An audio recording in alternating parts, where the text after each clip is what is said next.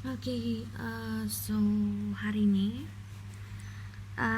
saya mau bercerita pasal hari ini kita storytelling saja lah. And saya punya video hari ini tidak gambar apa-apa, cuma black screen saja. Jadi kamu dengar saja lah apa yang saya cerita sambil kamu buat kerja pun boleh. Kamu anggap saja yang saya ada di sebelah kamu, bercerita sama kamu masa itulah. Hari ini saya punya storytelling is dalam cerita horor macam tuh. Saya punya pengalaman horor dari childhood sampailah saya besar. Tapi saya lebih banyak pengalaman horor masa saya masih budak-budak. Masa saya sudah besar nih ada kurang-kurang sudah, masih ada, cuma dia tidak seteruk macam masa saya budak-budak dulu. Oke, cerita basic dia. Dulu masa saya budak-budak dia ini kan kami ada 7 orang adik-beradik. Perempuan 3, 4 orang lelaki. Jadi kakak saya nih 3 orang perempuan termasuk saya lah. Kakak saya nih 1 orang belajar di KL masa yang saya budak-budak lagi. Sekarang dua-dua sudah kawin. 1 orang nih sudah kawin dulu masa saya budak lagi, ataupun sebelum saya lahir mungkin dia sudah kawin, saya lupa.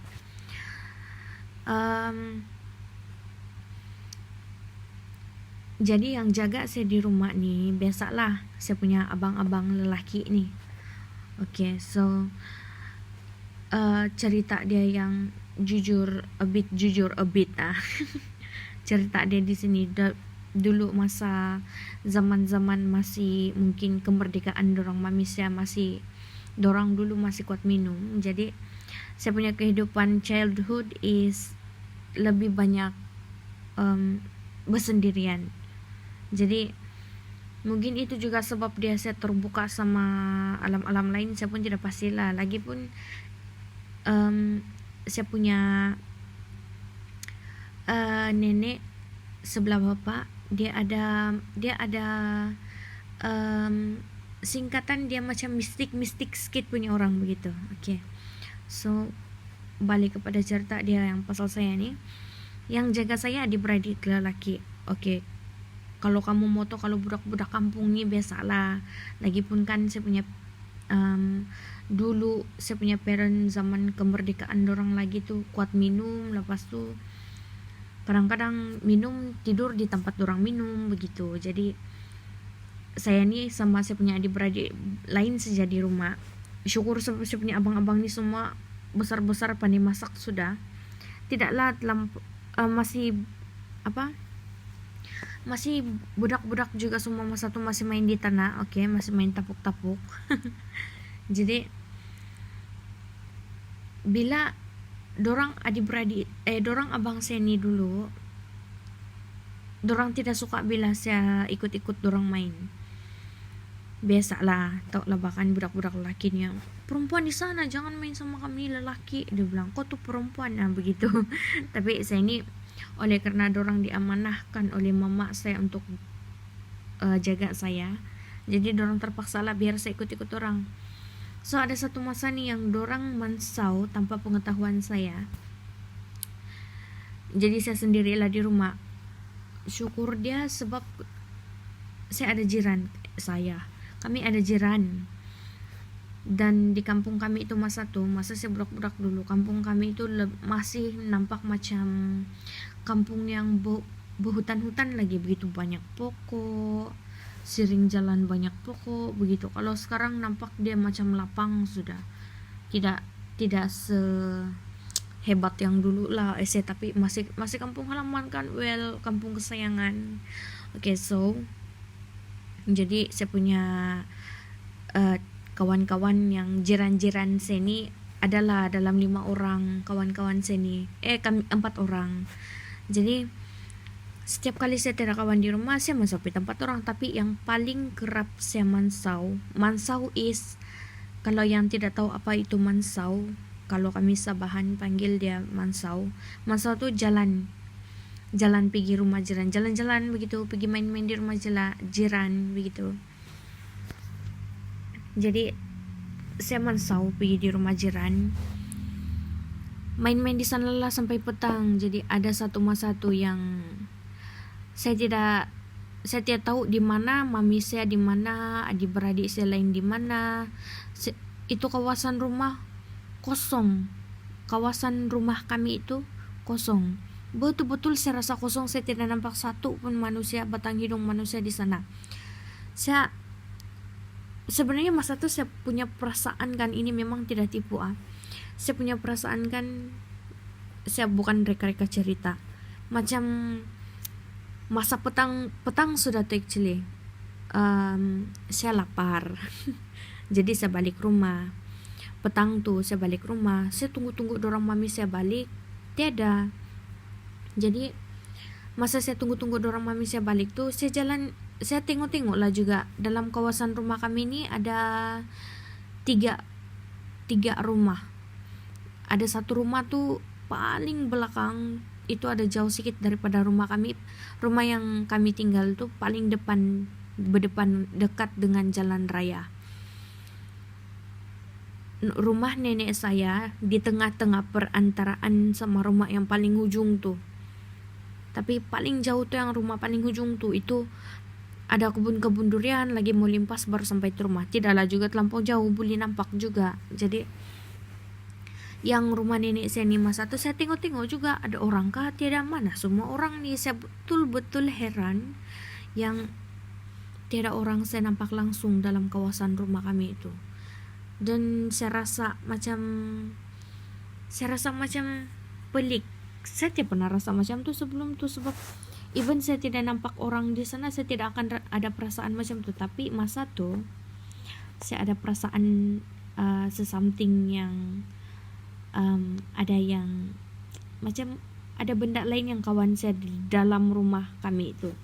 Tapi saya tidak terpikir juga, cuma perasaan tuh sejak kan. Dia tahu lah, terpikirlah batu kalau begitu kan.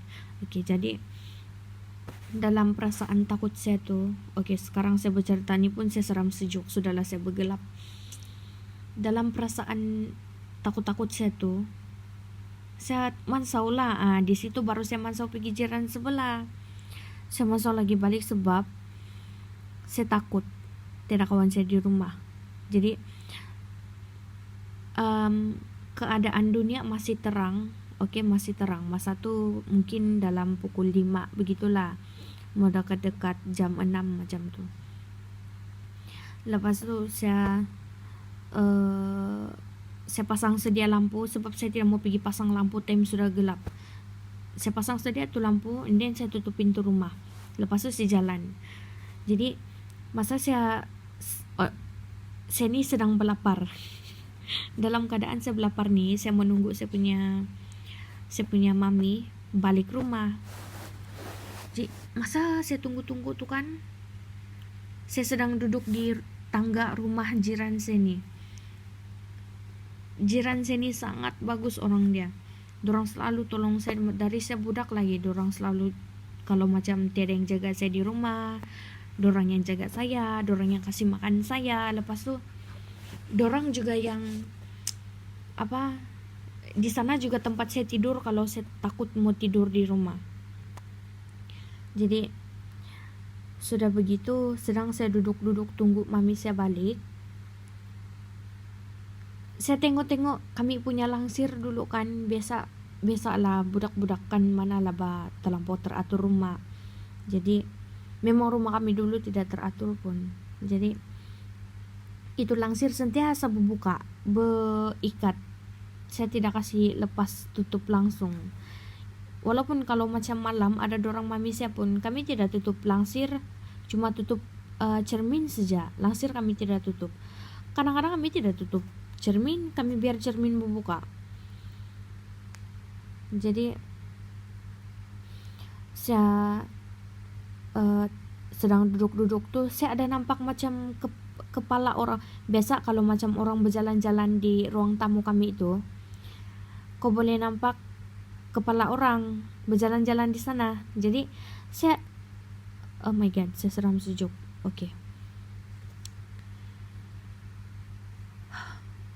Jadi masa saya nampak kepala tuh berjalan-jalan di ruang tamu, saya terus expect yang itu mami saya. Jadi saya cakap lah sama tuh anti yang di jiran saya tuh. Saya bilang, anti saya balik dulu ada sudah mami saya. Jadi tuh anti saya bilang, saya panggil dia anti. Biasalah kalau kampung kan berjiran macam keluarga sudah. Terus dia bilang, oke, dia bilang saja. Jadi saya balik lah.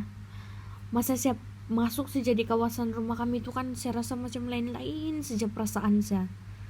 Saya balik perasaan yang saya rasa tadi itu. Jadi kami punya rumah tuh dia ada bawah kulung.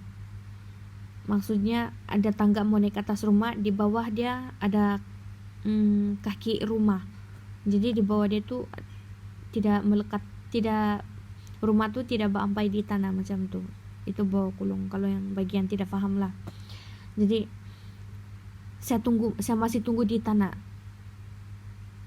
Saya panggil mami saya cakap, mami, tapi tidak ada yang menyahut. Lepas itu tidak lama lepas itu saya dengar itu bunyi bunyi pipe, kepala pipe kena pusing. Memang dulu kepala pipe kami punya kepala pipe tuh dia getah. Kalau kau kasih pusing kan dia bunyi ngit begitu, bunyi getah lah begitu. Lepas tuh saya dengar orang cuci periuk dengan sudut periuk. Kenapa saya tahu begitu? Sebab saya kenal kami punya bunyi periuk dan sudut tuh berlanggar-langgar sama periuk tuh. Macam dia cuci tuh periuk, dia kikis tuh periuk pakai sudut periuk begitu. Lepas tuh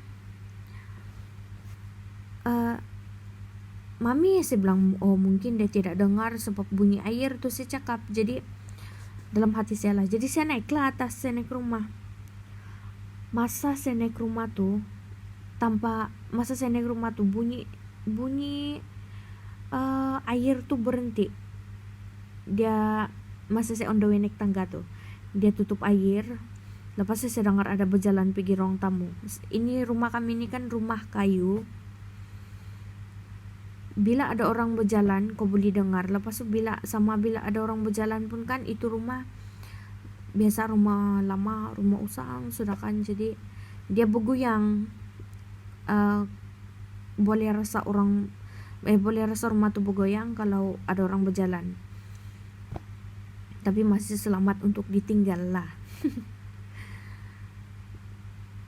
Jadi saya berhenti, saya dengar saya dengar orang berjalan dari dapur tuh pergi ruang tamu. Saya dapat rasa yang rumah tuh bergoyang. Jadi saya confident lah yang ada orang di rumah. Jadi saya punya perasaan takutnya pun hilang, sudahlah. Saya seram sejuk berhabis. Oke. Astaga. Oke. Saya tolak itu pintu rumah kami ini kan dia keras bah. Dia betul-betul jatuh melekat sudah kan di lantai. Jadi kalau saya tolak kan ada keras sedikit. Masa saya tolak tuh, saya dorong saya punya badan masuk pergi rumah. Saya tolak sejak kan masa saya mau masuk tuh, benda pertama saya nampak, aduh saya mau menangis. Benda pertama saya nampak ada astaga, oke. Seram yo.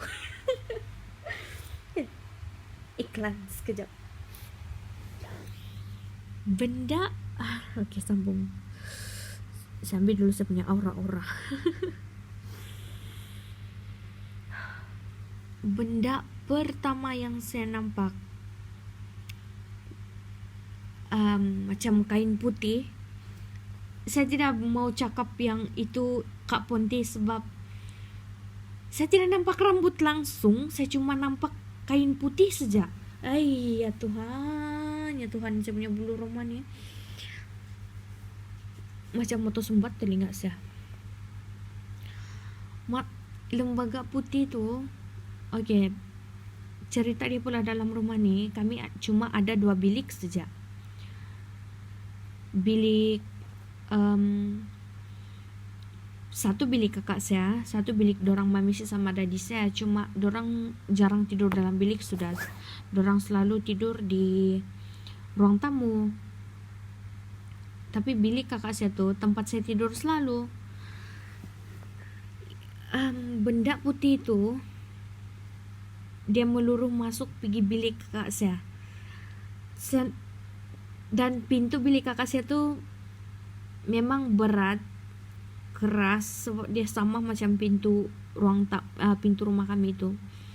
Dia melekat sudah di lantai, dia tersentuh lantai sudah betul-betul, and then keras sedikit mau tolak, dia kayu bah. Jadi pintu tuh memang berbuka separuh. Jadi bila benda putih itu masuk dalam bilik, walaupun saya terkejut, dan saya rasa saya terkejut, selepas saya terkejut saya terus lari, tapi saya masih sempat nampak yang pintu tuh tertutup. Macam pintu bilik tuh dia tutup. Oh my god.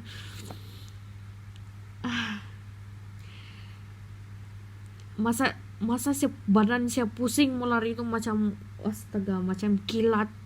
Saya terjun saya terjun saja dari tangga. Saya tidak tahu tangga keberapa tuh, tapi memang yang saya ingat saya main terjun saja. Nasiblah saya tidak patah kaki. Saya tidak tahu kalau saya punya auntie tuh masih ingat lah. Saya berlari pergi di sana. Saya tidak tengok sudah kiri kanan kereta. Masa tuh saya lari terus limpas jalan raya pergi di rumah jiran. Astaga, seram yo. Mungkin kamu tidak rasa seram semacam mana seram yang saya rasa nih, tapi memang ini betul-betul yang saya pernah alami sendiri masa saya budak-budak. Saya sampai saja di rumah auntie saya tuh, dorang nampak saya berlari tercungap-cungap, yang mungkin nampaklah sangat saya punya reaksi yang ketakutan. Kenapa aku berlari? Dia bilang, auntie saya tanya. Saya lupa sudah sama ada saya ada kasih tahu dia kah? Tidak pula. Saya cakap, tidak pula dorang mami saya. Terus dia bilang, jadi siapa yang kau nampak tadi? Dia bilang. Terus saya bilang, saya tidak tahu. Saya tidak tahu. Saya bilang. Lepas itu auntie cakap, dorang main-main. Dia bilang dorang macam kasih takut-takut lah. Tapi saya tidak kasih tahu dorang pun apa yang saya nampak. Saya takut mau kasih cerita. Jadi kesudahan dia, saya tidur di rumah auntie saya tuh sampailah ke pagi dia. Dan besok dia sebenarnya hari persekolahan, tapi saya tidak pergi sekolah sebab saya takut mau balik rumah terlampau awal pergi bersedia, sebab saya yakin 100% yang mami saya sama dadi saya belum ada di rumah awal pagi itu. And memang betul dorang tiada balik pun semalam. So itulah cerita saya yang di antara salah satu cerita yang pengalaman seram saya pernah alami masa saya budak-budak. Jadi sampai di sini saja video saya hari ini. Saya harap kamu enjoy lah dengar saya bercerita melata, walaupun dengan video yang tidak muka saya. saya tidak rekam saya punya muka sebab saya punya lampu di bilik rusak. Saya tidak mau rekam di ruang tamu. Saya banyak anjing, dorang bising. Jadi saya plan memang mungkin kalau saya buat cerita horror story, pengalaman horror saya, mungkin pengalaman seram saya, mungkin saya cuma akan buat video gelap sajalah, macam black screen macam ni. So apa-apa kelemahan, keburukan dan kekurangan dalam saya punya video hari ini, saya minta maaf. Sama satu lagi, sorry, mungkin kalaulah ada yang tertunggu-tunggu saya punya video yang sudah subscribe saya tuh, thank you. Saya mau mendoakan semoga rezeki kamu ialah sempurna PKP ini kan. PKP pula, kita bukan PKP, kita sekarang ini masih lagi dalam dilema sebenarnya. Saya dilema, saya tidak tahu apa saya mau cakap nih.